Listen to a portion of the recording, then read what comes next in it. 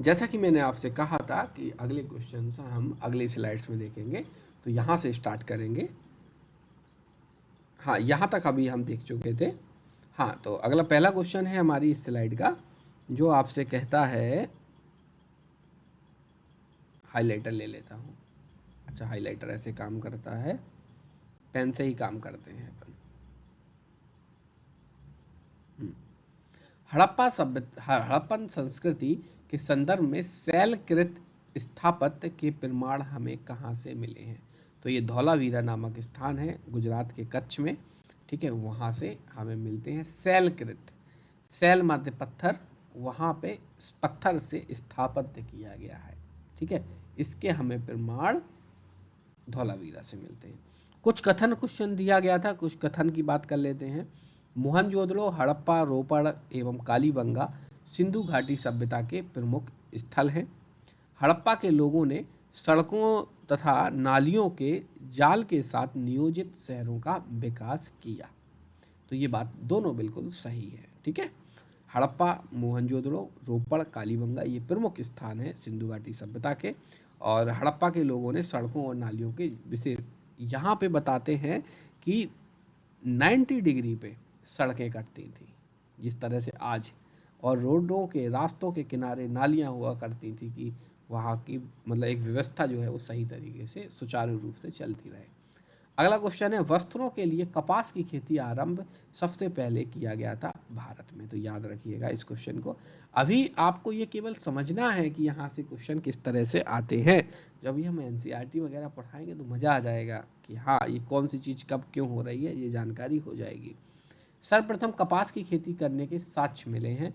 तो सर्वप्रथम कपास की खेती में साक्ष्य मिले हैं आपको मोहनजोदड़ो से। मोहनजोदड़ो कहाँ है? सिंध में।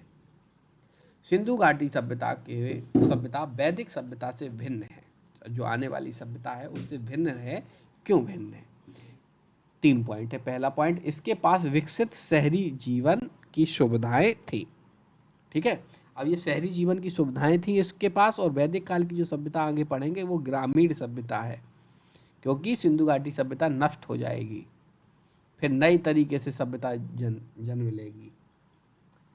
इसके पास अश्व नहीं थे। इनके पास, जो सिंधु घाटी सभ्यता के लोग हैं, इनके घोड़े के साक्ष्य नहीं मिलते।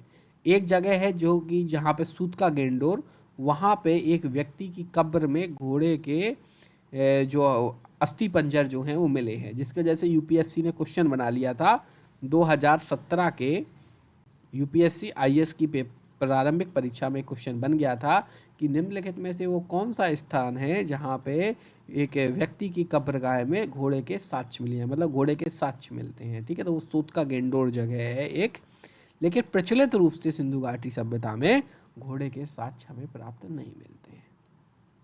इसके पास लोहे का ज्ञान का अभाव था। बिल्कुल था, लोहे का ज्ञान आगे आएगा अभी, ठीक है। तो वही स्थिति चल रही है। अगला क्वेश्चन है, किस स्थान पर सिंधु घाटी सभ्यता से संबंधित विख्यात वृषभ मुद्रा प्राप्त हुई थी? तो मोहनजोदड़ो से प्राप्त हुई थी। मृणपट्टिका पर उत्कीर्ण सींग युक्त देवता की कृति प्राप्त हुई थी। तो कालीबंगा से प्राप्त हुई थी। किस पशु का अंकन हड़प्पा की मोहरों पर नहीं मिलता? तो घोड़े का अंकन नहीं मिलता है हमें हड़प्पा की मोहरों से। किस पदार्थ का उपयोग हड़प्पा काल की मुद्राओं के निर्माण में मुख्य रूप से किया जाता था? तो ये सेल खड़ी का प्रयोग किया जाता था। अब ये स्थान है, इसको मैं पढ़ के आपको जल्दी से सुना देता हूँ। हड़प्पा जो है रावी नदी के तट पर है। इसकी खोज किसने की? दयाराम साहिनी ने की। ये मोस्ट इम्पॉर्टेंट पेज है, आप लोग इसका स्क्रीनशॉट लेके रख लो और चाहो तो नोट्स बना लो। ये कहाँ पे है हड़प्पा? ये पाकिस्तान के मोंटगोमरी जिला में है। अगला है आपका मोहनजोदड़ो, जो कि सिंधु नदी के किनारे है। उत्खननकर्ता कौन है? राखलदास बनर्जी हैं। पाकिस्तान के सिंध प्रांत के लरकाना जिला में है। चन्हुदड़ो सिंधु नदी किनारे, ठीक है। एन गोपाल मजूमदार, सिंध प्रांत पाकिस्तान। कालीबंगा घग्गर नदी के किनारे। तो ये दो चीज़ें सबसे इंपॉर्टेंट है। पहली बात आपको नदी और उत्खनन करता, ठीक है। फिर इसके बाद आपको वर्तमान में स्थिति, यहाँ पे आपको आना है, ठीक है। तो चन्हूदड़ो, एन गोपाल मजूमदार, कालीबंगा, घग्गर, अमलानंद घोष, राजस्थान का हनुमानगढ़ जिला, क्योंकि ये क्वेश्चन पूछ लेते हैं कि कालीबंगा किस राज्य में स्थित है। ठीक है, तो इसको इसको याद रखना है। ठीक है, हनुमानगढ़ जिला। कोट दीची, सिंधु नदी, फजल अहमद, सिंध प्रांत का खैरपुर स्थान। Rangpur, Bhadar, S R Rao. रोपड़, सतलज नदी, यज्ञदत्त शर्मा, पंजाब का रोपड़। लोथल, भोगवा, एस आर राव, गुजरात का अहमदाबाद जिला। आलमगीरपुर, हिंडन, यज्ञदत्त शर्मा, उत्तर प्रदेश का मेरठ जिला। सूत का गेंडोर, दास्क नदी, ऑरेंज स्टाइन, जॉर्ज डेल्स, पाकिस्तान का मरकान में समुद्र तट के किनारे। बनावली, सरस्वती, रविंद्र कुमार वेस्ट, और धौलावीरा, रविंद्र कुमार वेस्ट। ठीक है, तो इसको आप लोग एक बार फिर से देख लीजिएगा और इसको आपको याद करना है।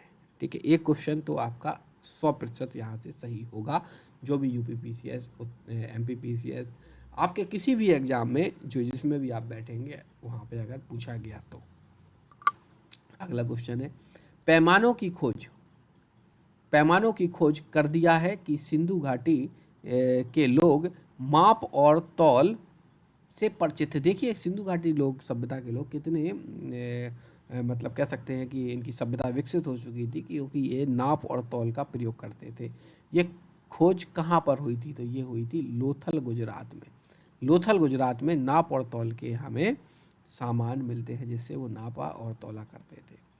सिंध का नाखालिस्तान बाग हड़प्पा सभ्यता के किस पुरा स्थल को कहा जाता है? नाखालिस्तान बाग हड़प्पा सभ्यता के मोहनजोदड़ो को कहा जाता है। सिंधु सभ्यता की मुद्रा में किस देवता के समतुल्य चित्रांकन किया है? तो अभी मैंने आपको बताया था, आग, आदि शिव या फिर पशुपतिनाथ। ठीक है, मोहनजोदड़ो को किस एक अन्य नाम से भी जाना जाता है? तो मोहनजोदड़ो का अर्थ ही होता है मृतकों का टीला। ठीक है, मृतकों के टीले के नाम से जाना जाता है। हड़प्पन स्थल सनौली, बागपत जिला में है ये। उत्खननों से प्राप्त हुई थी मानव शवाधान। ठीक है, किस हड़प्पाकालीन स्थल से नृत्य मुद्रा वाली स्त्री की कांस्य मूर्ति प्राप्त हुई? मोस्ट इंपॉर्टेंट है, किस हड़प्पाकालीन स्थल से नृत्य मुद्रा करने वाली कांसे की मूर्ति प्राप्त हुई? तो ये मोहनजोदड़ो से प्राप्त हुई। किस हड़प्पाकालीन स्थल से पुजारी की प्रस्तर मूर्ति प्राप्त हुई थी? तो ये हड़प्पा नहीं है, हड़प्पा है। ठीक है, तो हड़प्पा से हुई थी पुजारी की मूर्ति।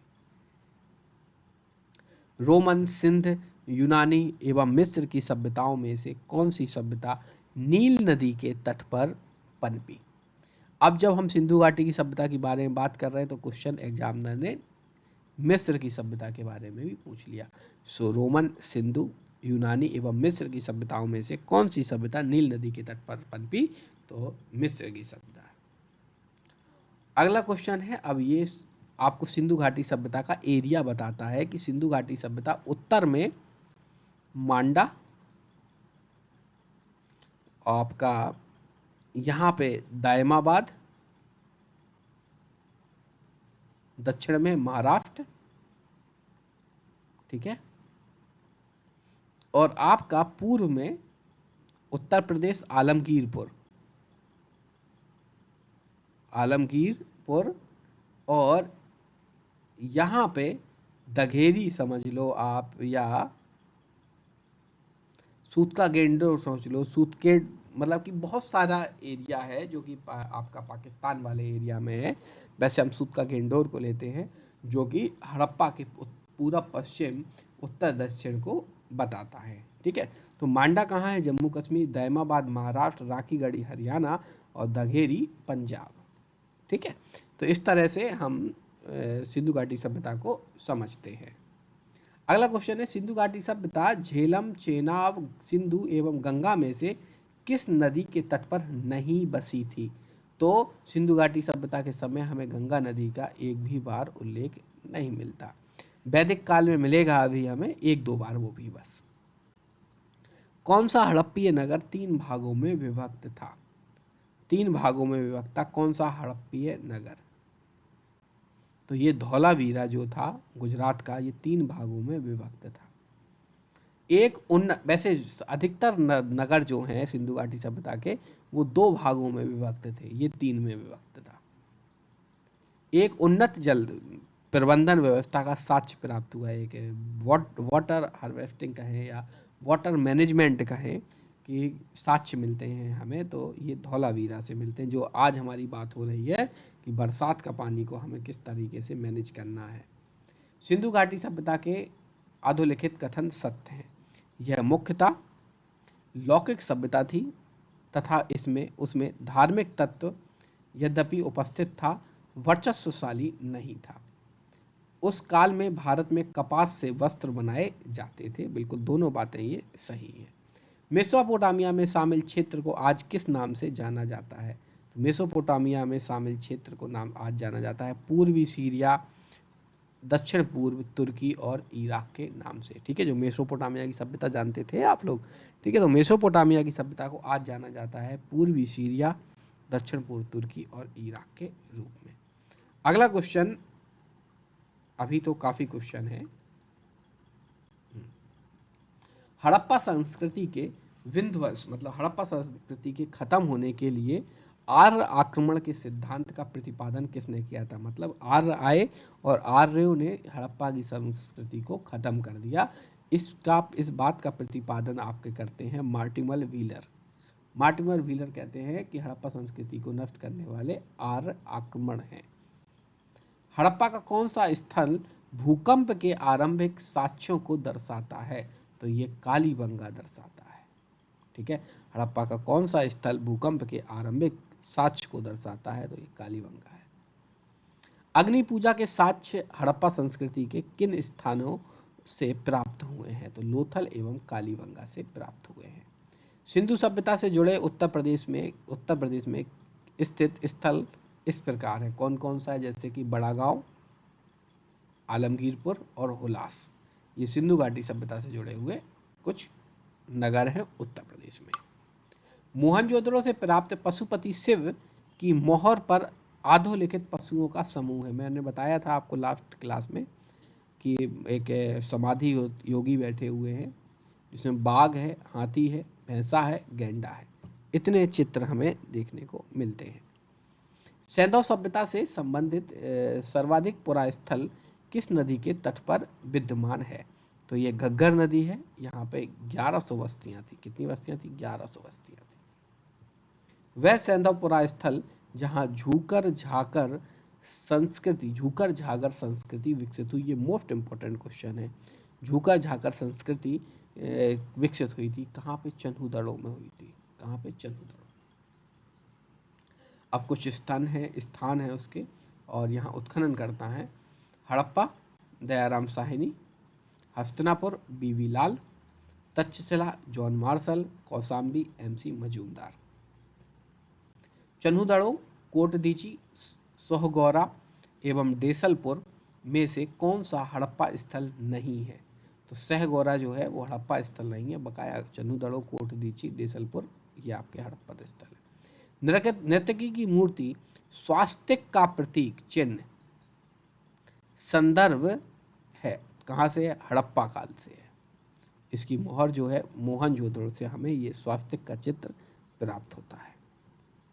तो यही क्वेश्चन कुछ थे सिंधु घाटी सभ्यता से जो पूछे गए हैं, तो आप लोग समझ लिए होंगे। अब जो हमने कुछ क्वेश्चंस जो अलग अलग तरीके से पूछे गए, जैसे कि लोथल कहाँ पे है, आलमगीर कहाँ पे है, ठीक है, कौन सा नगर किस नदी के किनारे है, तो ये हमने क्वेश्चन यहाँ पे आपको शामिल नहीं किए हैं, तो सीधे सीधे इन क्वेश्चनों को हमने कराया है। ठीक है, सो थैंक यू। अब हम मिलते हैं अगले लेसन में आपको, जिसमें हम वैदिक काल के अभी तक के पूछे गए क्वेश्चनों को लेके आएंगे। तो चैनल को आप सब्सक्राइब कर लीजिएगा और अपने दोस्तों को शेयर कीजिएगा। अभी आपको मालूम है कि नया चैनल है ये, और यहाँ पे अभी ज़्यादा आपको लेक्चर भी नहीं है और ज़्यादा लोगों को मालूम भी नहीं है। तो जो भी इस चैनल को सुन रहे हैं, जो भी इस वीडियो को देख रहे हैं, आपसे मेरा अनुरोध है कि आप इस चैनल को शेयर करें अपने मित्रगणों के बीच में, ताकि वो लोग भी देखें और वो भी चैनल को सब्सक्राइब करें। तब तक, क्योंकि एक्चुअली में मैं ऑफलाइन टीचर हूँ, तो हम और मैंने ऑनलाइन भी मैं पिछले 4 साल से पढ़ा रहा हूँ, लेकिन एक व्यवस्थित ढंग से, जिसमें वीडियो भी आ रहा है, आप लोग भी लाइव आ रहे हो। तो अब ये प्रयास तभी पूरा होगा जब हमारा 1000 सब्सक्राइबर 1000 सब्सक्राइबर हो जाएगा, तो हम आपको कंप्लीट एकदम विधिवत जो पेड कोर्सेज थे वो एक प्रकार से फ्री ऑफ कॉस्ट पढ़ाएंगे। So thank you. मेरे अलावा इसमें बहुत सारे टीचर अभी जुड़ेंगे। So thank you.